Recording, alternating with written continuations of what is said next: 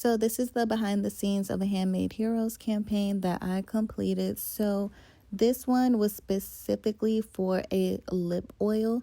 So I didn't necessarily have to do my makeup, but if I'm going to do anything that's makeup related, I just love to do my makeup. And then I always use this opportunity as a way to do other content since my makeup is already done. I'll also do like a try on haul where I'm trying on different outfits or putting together outfits. And then I'll also end out my day with doing my skincare. So obviously post shooting, post content day, doing my skincare to remove all the makeup.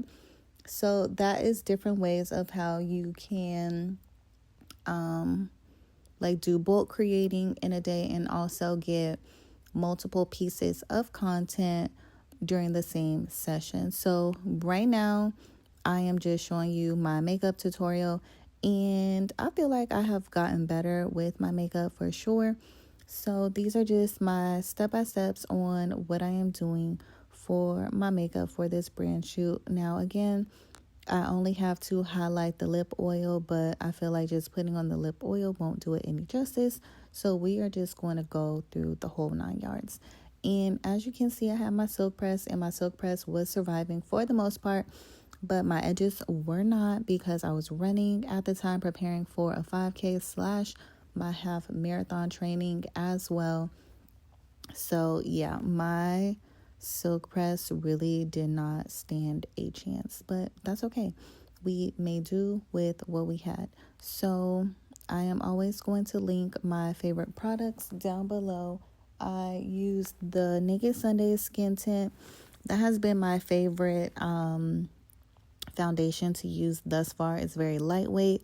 It provides a full coverage where I don't feel like I'm wearing super heavy makeup every single day. So if I do want to wear makeup to work or just going out, I always opt for my skin tint. But if you checked out my other makeup haul video, I did try to pick up some different foundations and products. So I'm definitely going to do videos to show how they look on my skin, if I like them, if they work for me. If they didn't, I'll definitely let you know that too. But these are my favorites. So I always use the Anastasia Beverly Dip Brow in color dark brown. That has been my go-to, honestly, since I've been in college. I have not found anything that works well with my eyebrows outside of just using a brown pencil. This is like my favorite product. I have not used anything else. So we're just going to stick with what is working instead of switching it up to use something else. So I'm learning to blend in my concealer a lot more.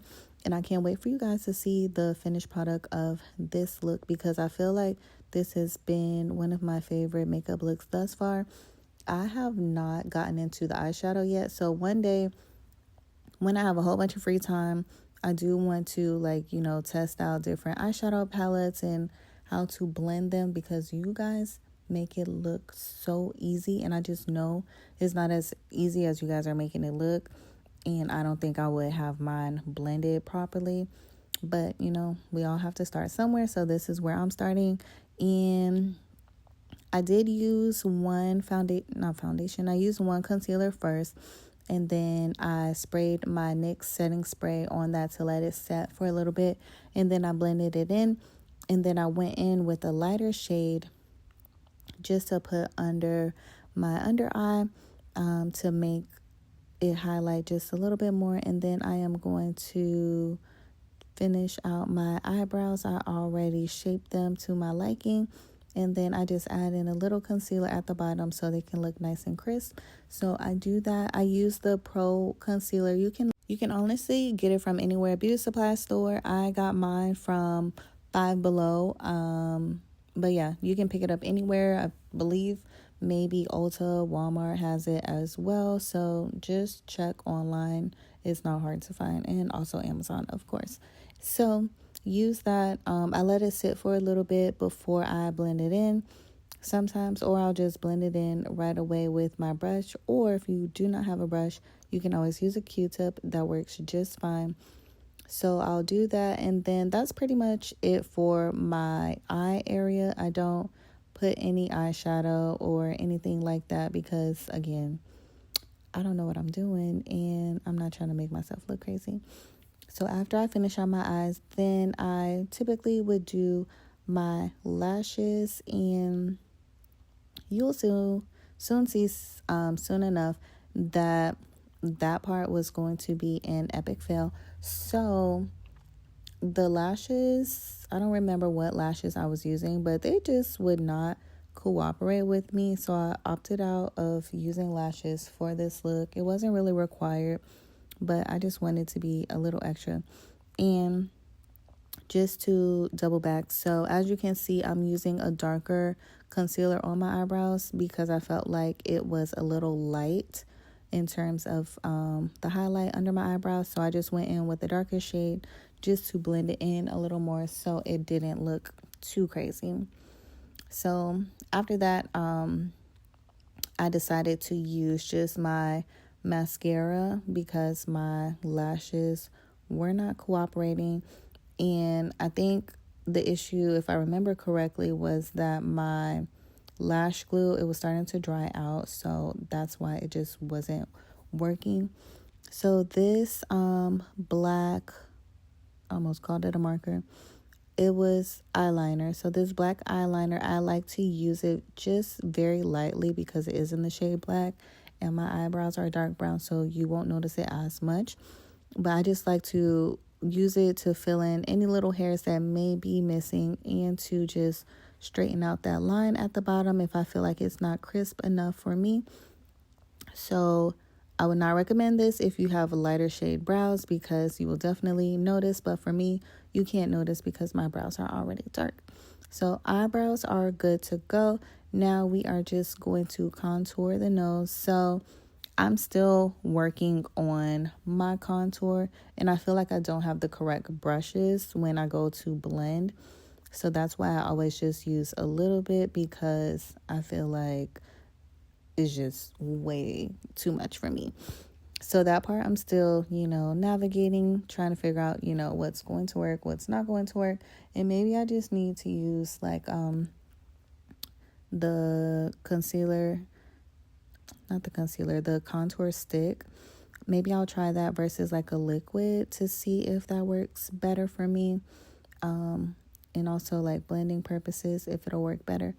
So on my next makeup haul, I'll probably try to see if I can find one. But for right now, we're going to make it work. So that little area I felt was a little dark. And then obviously my nose, I'm really trying to figure out like the ratio to use on my nose because sometimes I feel like it's extremely dark when I'm trying to contour my nose and I don't know how to fix it. So then I'll have to go back in with like my setting powder so I can balance it out so it doesn't look like somebody punched me in my nose. Then I'm using my blush. So this one is the e.l.f. Hot Pink blush. And this is honestly the only blush I have.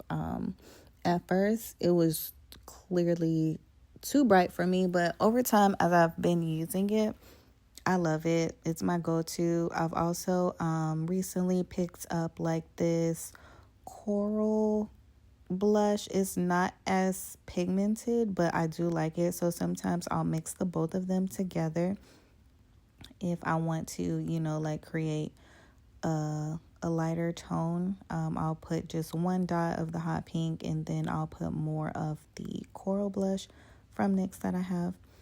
And then we're going to use the black opal setting powder. So sometimes I will actually let it sit and bake, but I just wanted to get through making my content and I didn't have anywhere to go, so there was no need for me to actually let my setting powder bake. So I'm just blending it in and then I'm like correcting my contour of my nose as well because it was just coming down a little too far. So I did that, and then anytime I feel like my blush is too much, I'll use my setting powder to just tone it down a little bit so it's not, too bright, I would say. Then you just put a little bit on your nose. And then as you can see, my forehead was a little shiny, so I just add a little onto my forehead to get rid of that shine. And now we have a flawless finish.